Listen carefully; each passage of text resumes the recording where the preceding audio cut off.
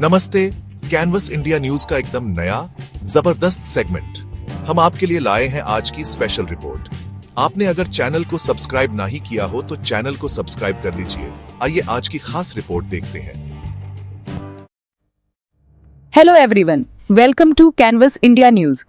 आज हम एक ऐसे मुद्दे पर बात करेंगे जो इंडिया के प्रेजेंट और फ्यूचर दोनों के लिए बहुत इंपॉर्टेंट है।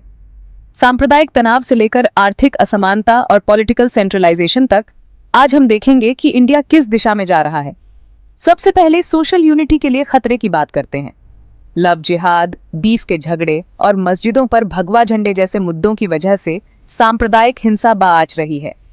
मणिपुर में क्रिश्चियंस पर हमले और 2020 के दिल्ली दंगे दिखाते हैं कि अक्सर माइनॉरिटीज ही विक्टिम होते हैं। मणिपुर हिंसा पर प्राइम मिनिस्टर मोदी की चुप्पी से सब हैरान हैं। मुस्लिम एरिया में बुलडोजर से घर तोड़ना और यूएपीए जैसे कानून से लोगों की आवाज दबाना, ये बहुत चिंता की बात है।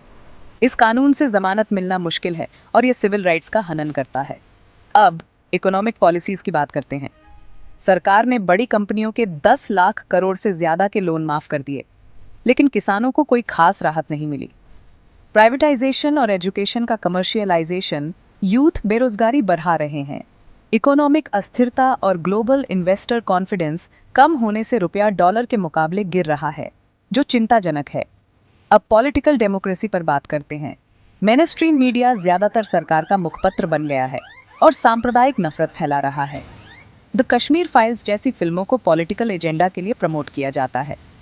तमिलनाडु और वेस्ट बंगाल जैसे राज्यों में केंद्र सरकार के दखल से फेडरल स्ट्रक्चर कमजोर हो रहा है। इंटरनेशनल लेवल पर इंडिया की इमेज खराब हो रही है।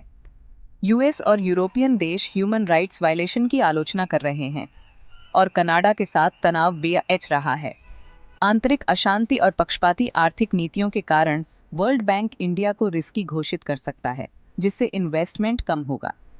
पाकिस्तान और चीन जैसे दुश्मन कश्मीर या नॉर्थ ईस्ट में अस्थिरता का फायदा उठा सकते हैं। तो इंडिया का भविष्य क्या है? सांप्रदायिक तनाव और खासकर दक्षिणी राज्यों में क्षेत्रीय असंतोष राष्ट्रीय एकता के लिए खतरा है। 1947 जैसा विभाजन तो शायद ना हो, लेकिन बेरोजगारी और शिक्षा का संकट युवाओं को हिंसा या अलगाववाद की तरफ धकेल सकता है। अंत में इंडिया एक नाजुक मोड़ पर है। अगर सरकार सोशल जस्टिस, आर्थिक समानता और संवैधानिक मूल्यों को प्राथमिकता नहीं देती, तो देश में गहरे विभाजन, आर्थिक मंदी और अंतर्राष्ट्रीय आइसोलेशन का सामना करना पड़ सकता है। लेकिन इंडिया की लोकतांत्रिक जड़ें मजबूत हैं। नागरिकों की जागरूकता और संविधान में विश्वास इस संकट से निकलने में मदद कर सकता है। कैनवस इंडिया न्यूज देखने के लिए शुक्रिया। जुड़े रहें और शांति और एकता को बढ़ावा दें। अगली बार मिलते हैं। इस रिपोर्ट के आखिर में मैं अपने दर्शकों का धन्यवाद करता हूं और मिलते हैं अगली नए रिपोर्ट के साथ। नमस्ते जाते जाते मैं आपसे विनती करता हूं कि इस रिपोर्ट पर अपनी राय कमेंट बॉक्स के जरूर दें। चैनल को सब्सक्राइब नहीं किया हो तो चैनल को सब्सक्राइब और लाइक कर लीजिए। धन्यवाद। Canvas India news.